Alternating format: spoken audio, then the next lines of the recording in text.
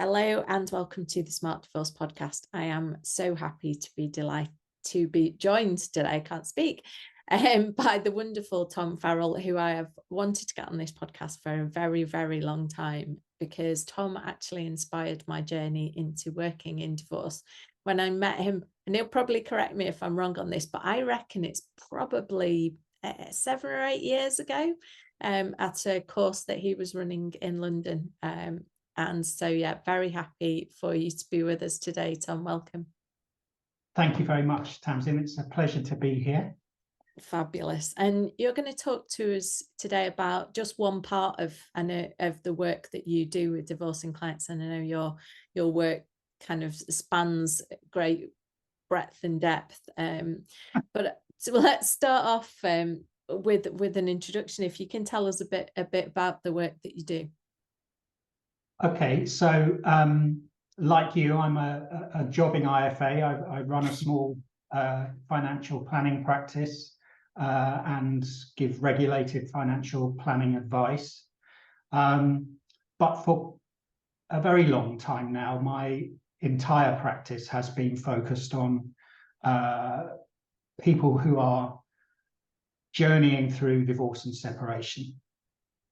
And so I offer a range of other services that are not part of that regulated advice world.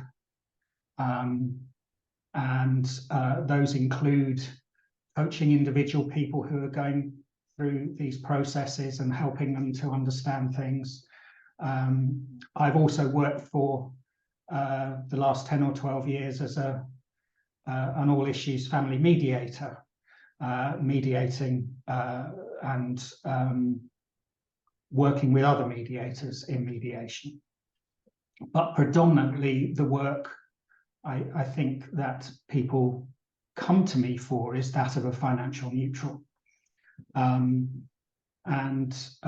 So I've been focused in developing that part of my practice for the last 12, 15 years. And although all of these things are sort of inextricably linked, I do feel very much that role of the financial neutral is very often the missing piece of the jigsaw that can help to sort of stitch things together. So hopefully we can talk a bit more about how that might help people. Yeah, absolutely. So explain for us, if you would, and if you're not watching this on YouTube, go onto YouTube and watch this, because you'll see Tom's fabulous coffee mug that he's drinking out of. But you have to go on YouTube to watch that. Tell us a bit about the work of a financial neutral. So if I'm going through the divorce process and perhaps very early on in the stages I might have been to see a solicitor, how does a financial neutral come into my life? Well, I think that can vary quite a lot. And I think also the way that role comes into play has changed quite dramatically over the last few years. And that's predominantly because people have started looking for alternative ways of navigating through these times, particularly when people are trying desperately to keep things amicable, to be able to talk to each other and work a way through. So historically, the role of financial neutral was one that was developed for a divorce process called the collaborative process, where a solicitor acts for each person. Everyone sits in a room together. It's a facilitated, safe space. And when that process was originally developed in America, it was very much seen as a process that should integrate with the other professional help that's needed, be that emotional support or financial support. And so the role of the financial neutral in that process is to help everybody concerned navigate their way through the complexities of the finances involved, understand them, level the playing field if there's a disparity in financial understanding between two people, and very often a disparity of understanding between other professionals as well. Sure. If you like to sort of project manage that aspect of the process in a neutral way, and so that's how I started acting as a neutral. It was seen as something that you and I have both taken this specialist accreditation to be able to act as a neutral. And when I took it, which was quite a long time ago, we only really talked about the collaborative divorce process. But I now act as a neutral, I would say, far more often within mediation than I do within the collaborative process. But I also act as a neutral in more traditional sort of solicitor-led round table and letters batting backwards and forwards and all of those types of processes as well. And I also act directly for couples who don't have solicitors and don't have mediators. Yeah. And that's something that perhaps comes a little bit later with a bit more experience and confidence to be able to do that. But it's a very different role to that of a financial advisor. You need that knowledge behind you, and you need the experience of being a financial planner to be able to explain these things, these aspects to people, and to understand tax and the movement of assets and all of those things. But the way that I would sort of sit and explain it to clients, and I very often will do a sort of, I'll pitch up for 15 minutes free of charge and explain what it is I do and let people decide whether they want me to become a part of their process or not, is to very clearly say this is not regulated financial advice. I'm not going to be telling you where to invest your money or what products to buy, or, this is about helping you understand what it is you're dealing with. This is about signposting you to the other bits of advice that you might need.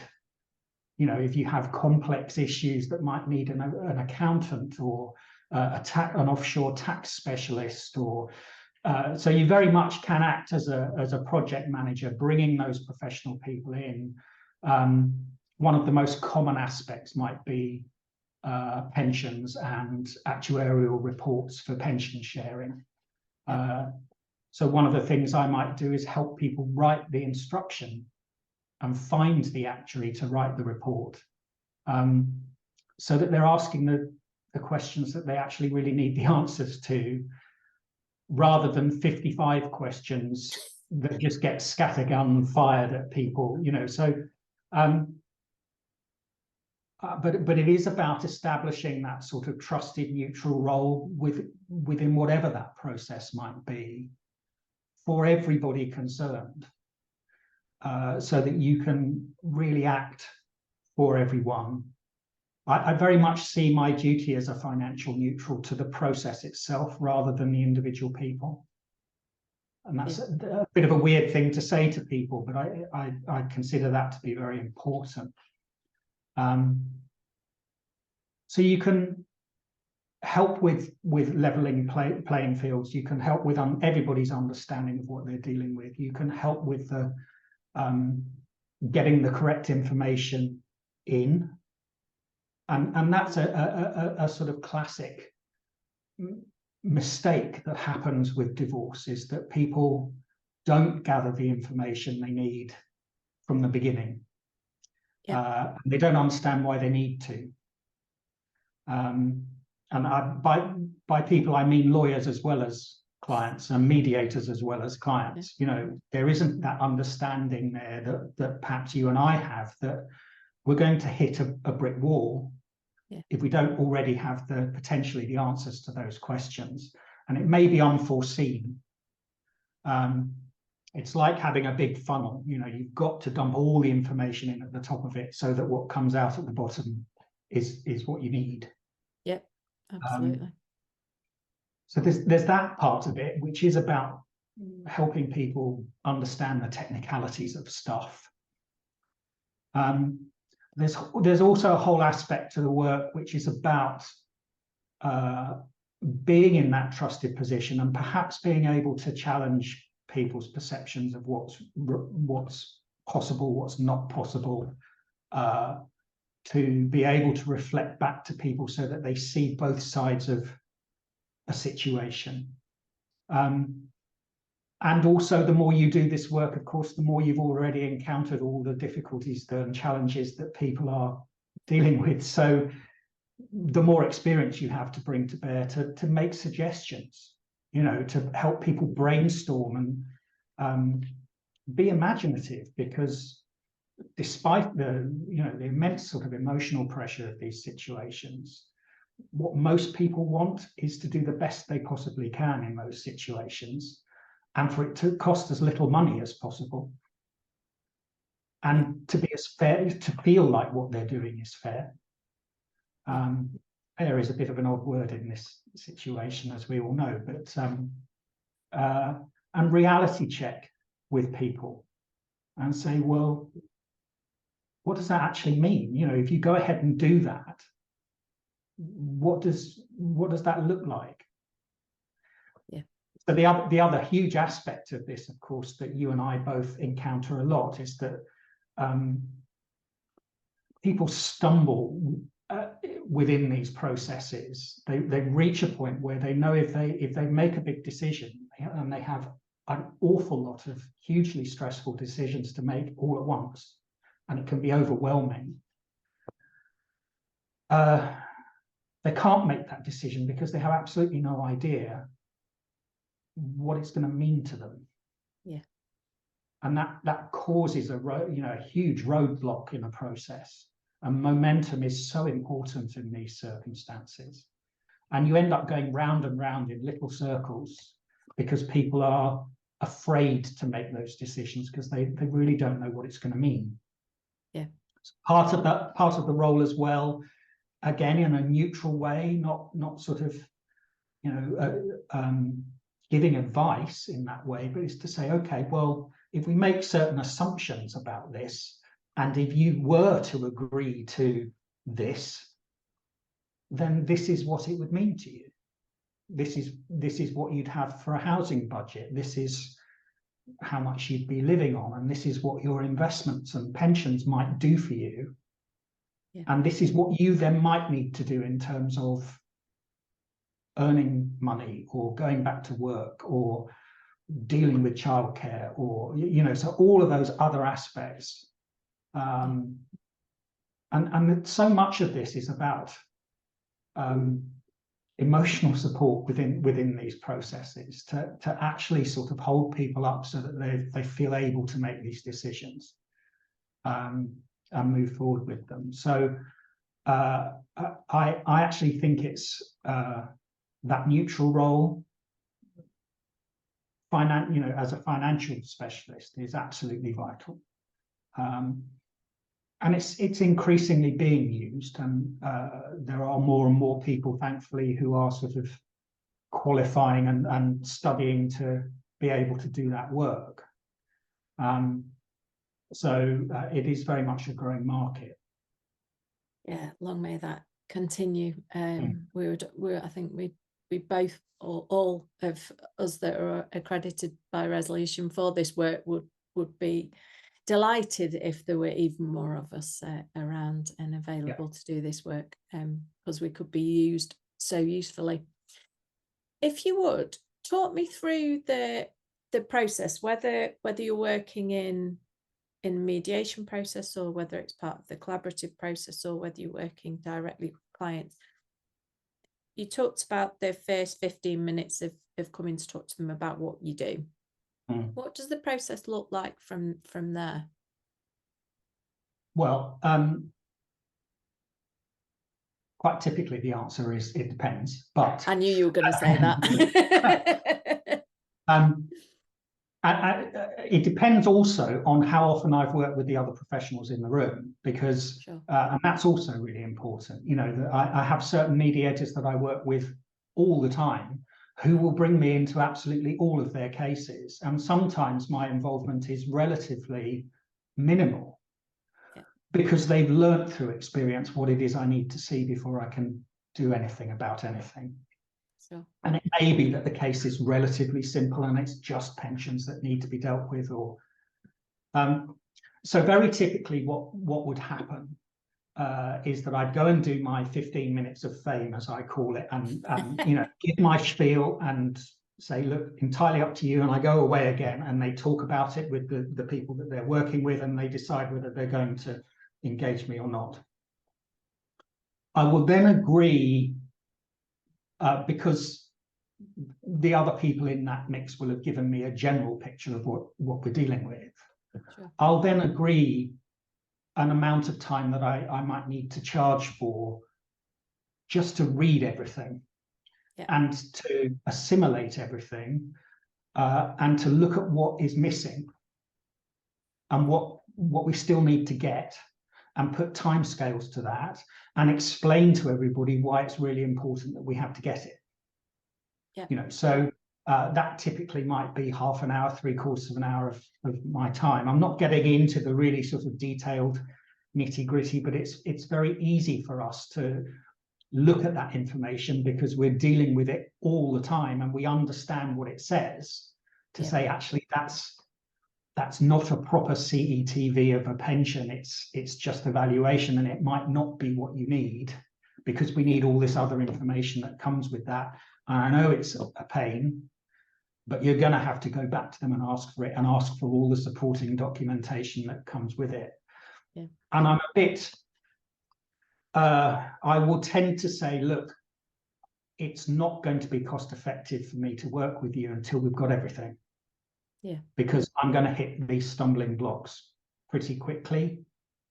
Yeah. But in the same instance, I might be talking carefully to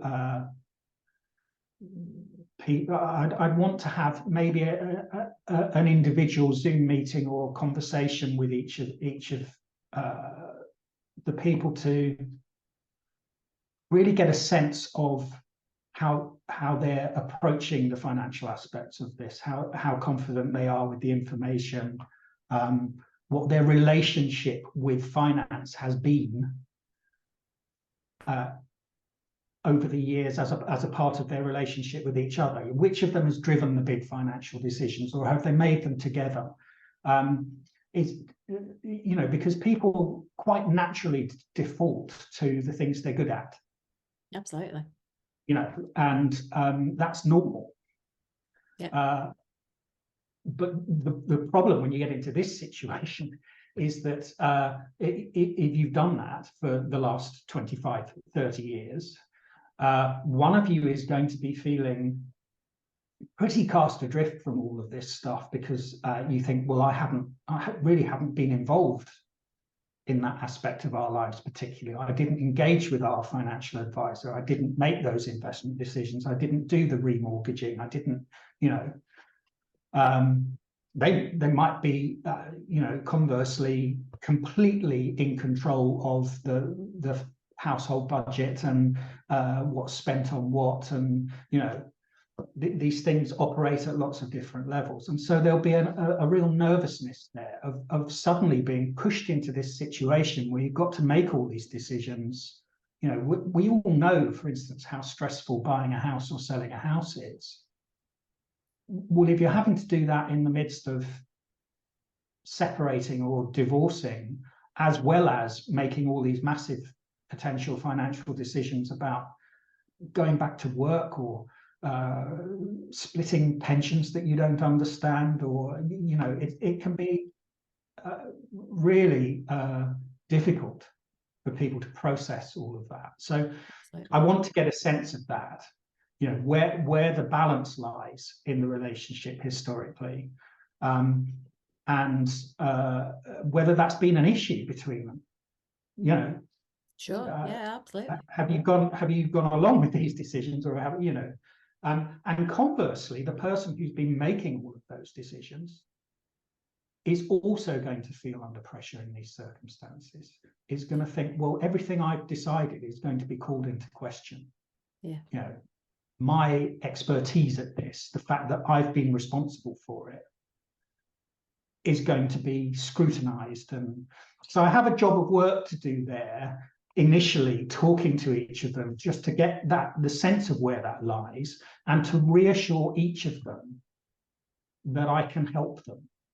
You know, there's very often a sort of typical example, I think, of where you have this quite natural sort of relationship with finances, where one person has sort of driven all this stuff, who will come to these processes with a 35-page spreadsheet that explains everything. Yeah. And if there's a level of conflict within that situation, the reaction that is that spreadsheet is going to engender is not necessarily helpful in these circumstances to either of them. You know, so part of my job is to be able to say to that person, you've done a brilliant job there. I understand it. I can see what you're trying to say. My job is to help you say it so that you're not mansplaining or whatever it is to everybody this stuff. So I can act as the diplomat, if you like, between these people to sort of so that's part of that initial process, is getting a sense of that, and feeding that back to everybody else in whatever process I'm working in. So I would have permission to talk individually to those two people, but also have permission to feed aspects of that back to the mediator or the lawyers to say, look, they're struggling with this aspect of it. I need to do a bit of, so I might then be able to suggest that I do a bit of coaching work with the person who's struggling.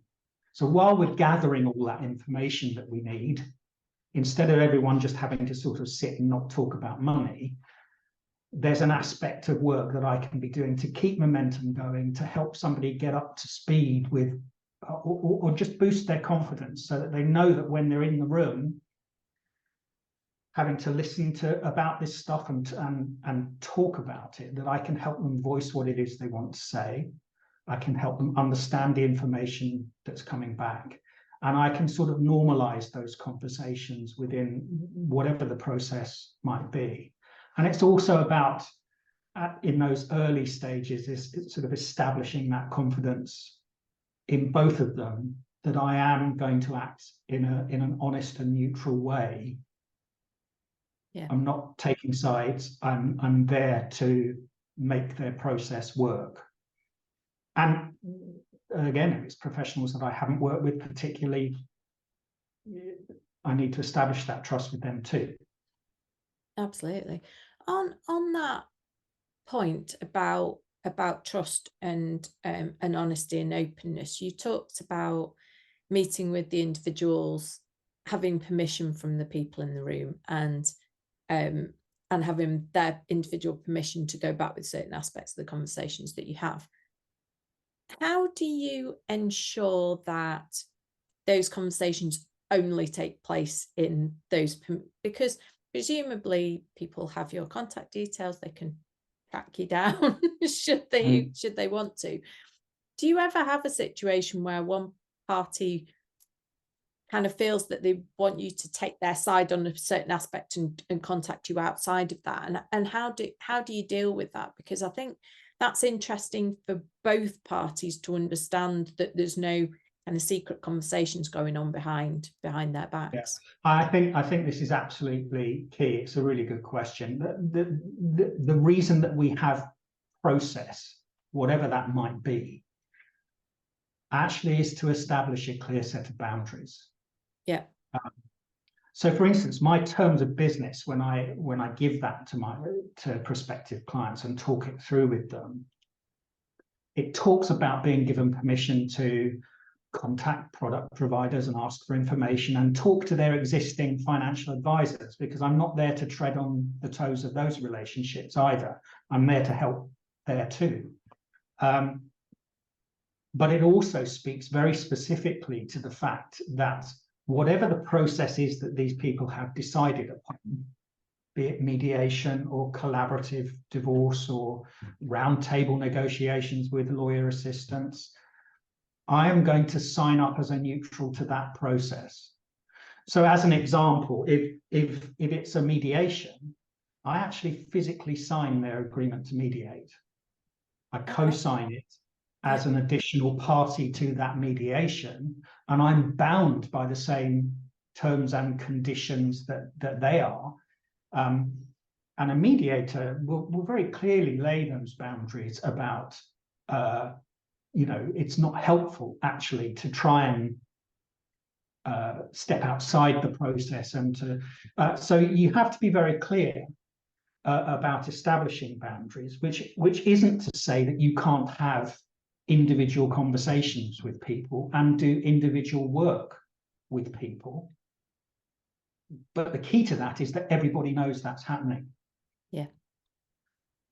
And this aspect of information sharing is also there in my terms of business. It very clearly says, if you say things that are material to this process, an extreme example might be that somebody says to me that they've squirreled some money away somewhere and they haven't disclosed it.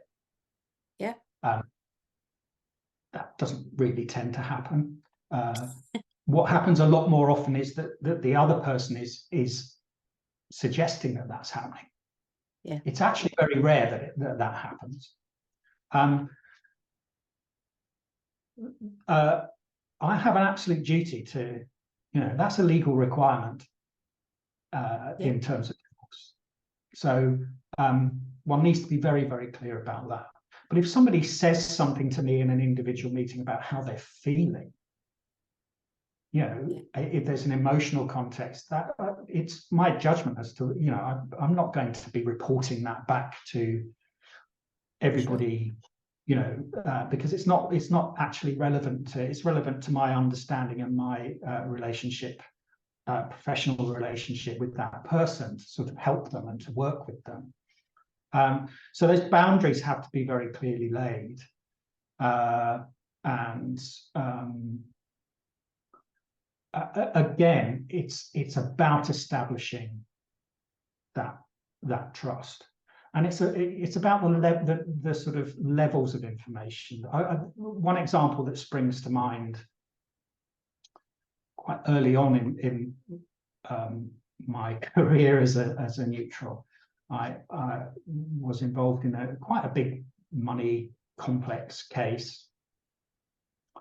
Something that comes up quite often might be the subject of what lawyers refer to as inappropriate expenditure. So one person has perhaps been having a relationship outside of the marriage or the relationship, has been spending money in terms of that, and might therefore be extremely wary about having to relinquish bank statements or credit card statements, or that, clearly list meals in restaurants they didn't have with their partner, expenditure in jewelry shops, or trips away that don't tally with where they said they were at the time, or whatever it is. Yeah. The job of professionals in that circumstance is to establish there's blaming people is not something that goes on from the professional aspect of this. Yeah. But there's an obvious logic to identifying how much money that is, and perhaps compensating for that in some way in terms of talking about how things are going to be settled. Yeah. So in that particular instance, there was quite a significant amount of what one might term inappropriate expenditure. And as a result of that, there was a logjam in terms of sort of releasing this financial information, because actually that person was really worried that they were going to upset their partner in that situation and make things worse. But what they weren't saying was that they weren't comfortable with that amount of money being identified and sort of ring-fenced as their responsibility. And so by that stage, I'd done enough work with everybody concerned for it to be agreed that I would sit with all of those bank statements and work out the amount. Yeah. And that those statements would be part of the disclosure because they have to be. Yeah. But the physical detail of it didn't need to be discussed within the process itself. And actually everybody felt more comfortable in that regard. The other person involved felt comfortable with me doing that and didn't really want to know. No. Didn't want to have to. They've got to the point of divorce by this point, haven't they? Well, exactly. Exactly. And that was part of the reason they were getting a divorce. It wasn't news. Yeah, absolutely. It's details sort of like, not necessary. It can feel like rubbing someone's nose in it a bit in those circumstances. So that's a situation where this whole issue of boundaries and confidentiality and the trusted status of the neutral in this process, there had to be that level of trust with absolutely everybody concerned. So lawyers, in this instance, barristers, and clients. Yeah. You're absolutely right. The boundaries are really important, and what's also really important is if people choose to try and step outside those boundaries, which is sort of normal. Again, it's understandable that people might feel like they're not being heard or feel so desperate in situations that they're just trying to get their point across. You have to sort of pull them up a bit and say, you can't do that. You know, we've agreed how we're going to work, and this is, I can't engage with you in this way. Yeah. So I'm going to ask you to ask that question in the next meeting, or let's talk together about how you can ask that question in the next meeting so that you do feel heard. Sure. So there is a big sort of, it is like emotional project management in that sense, there's a lot of juggling that goes on that has very little to do with technical financial understanding or knowledge, which is why we go through this accreditation. It's why we do the training. As you know, the benchmark for even attempting that accreditation is that you're already a pretty highly qualified financial advisor. So the technical knowledge is assumed from the outset. It's about having a good understanding of the processes that you might be involved in. Because it's quite easy to stomp all over that if you don't know what you're doing.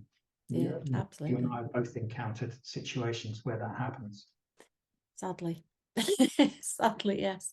It would be useful, I think, if you, and I'm asking you this on the hop, so it really put you on the spot, but I think it might be useful just if you've got an example of a case where your work within the couple and within the divorce process has really unlocked, moving from a kind of head banging situation where there was real conflict and the couple just couldn't move on, to actually being able to kind of unlock it with the work that you did as a neutral. And I'm sure you must have thousands of examples, but I'm going to put you on the spot to ask for one. I'll stick to the same case because it's sort of in my mind.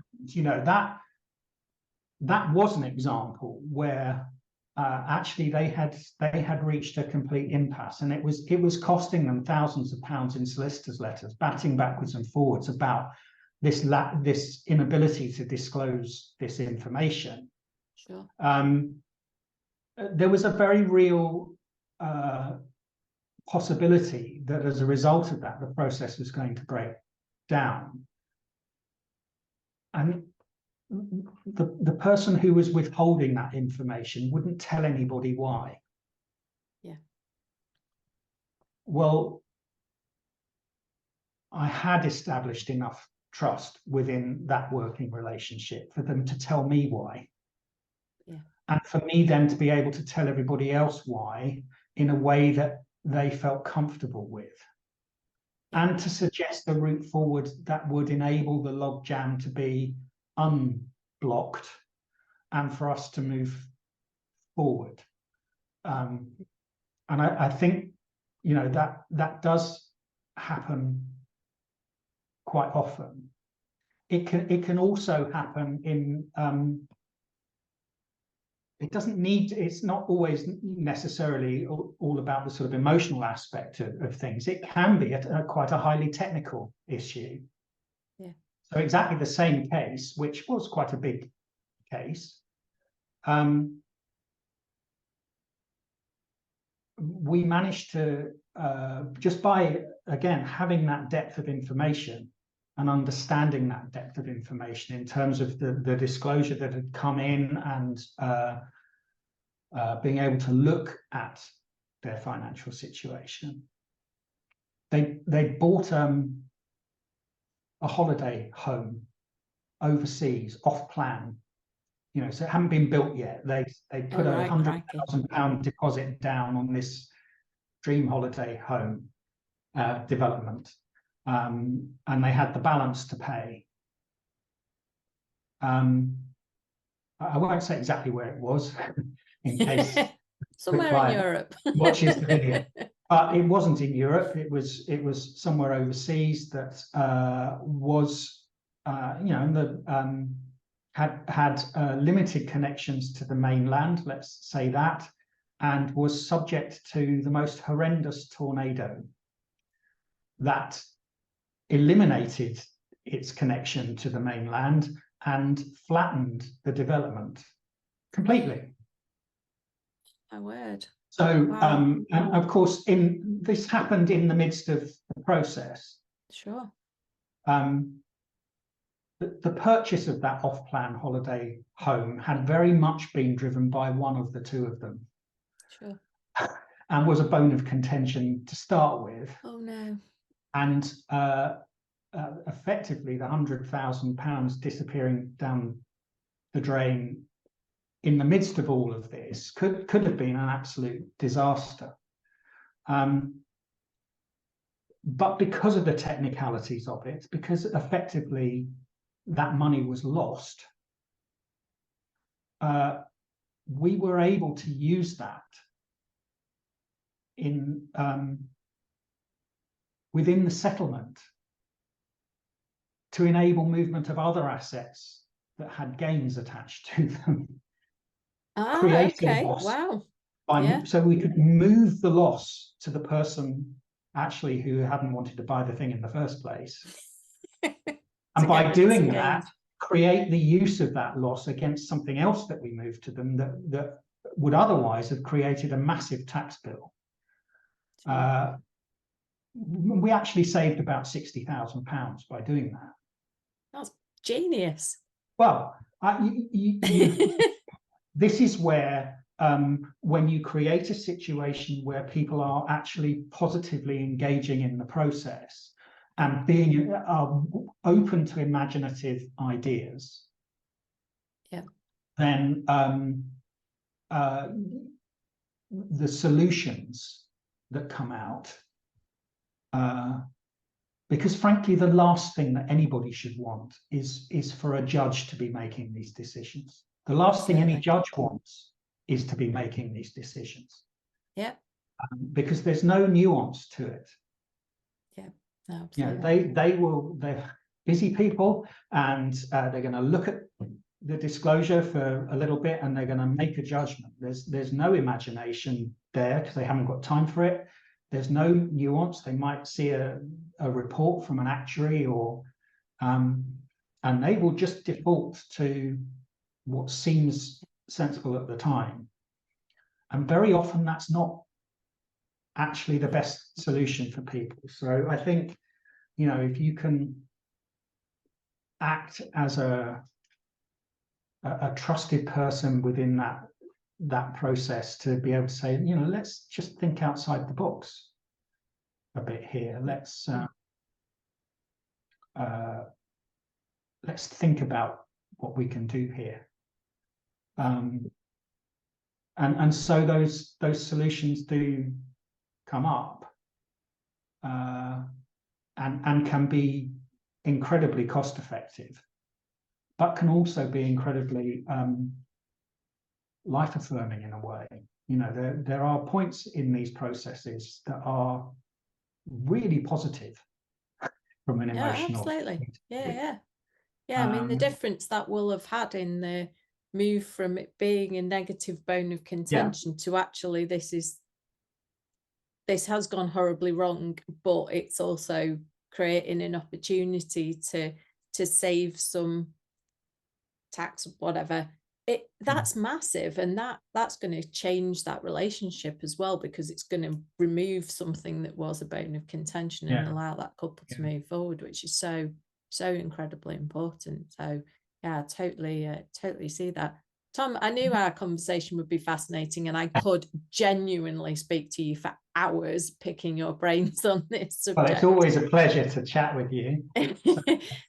Have I missed anything? Is there something that I haven't asked you that I really should have done that you think would be important for our listeners to hear? I think the thing I would say, the most important thing, and I absolutely passionately believe this, that people will think that involving more people in their process will cost them more money. If you can create a genuine team environment of the right professional people at the right time, it doesn't matter how many people are involved, you will spend less money, and the emotional cost to you will be that much less too.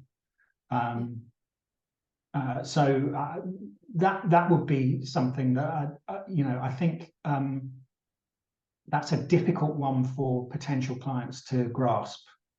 Yeah, absolutely. Because the frustrations that are there in terms of and completely understandable frustrations in terms of the eye-watering cost that can be incurred by people who frankly should be able to spend that money on themselves and their families rather than people like us, will find that hard to accept. But my experience of that, if you have a team of people who work together effectively, trust one another to be able to let go for the person whose job it really is to deal with those aspects, you'll get the right advice from the right people at the right time. It will cost you less money, and it'll cost you a lot less emotionally too, because it'll be quicker and easier to navigate your way through.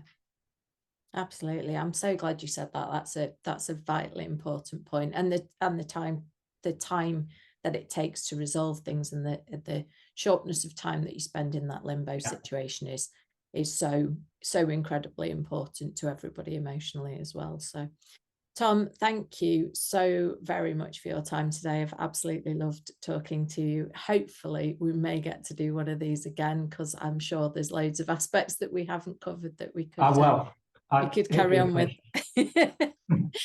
And thank you for joining us. It's an absolute pleasure. I will see you all again soon.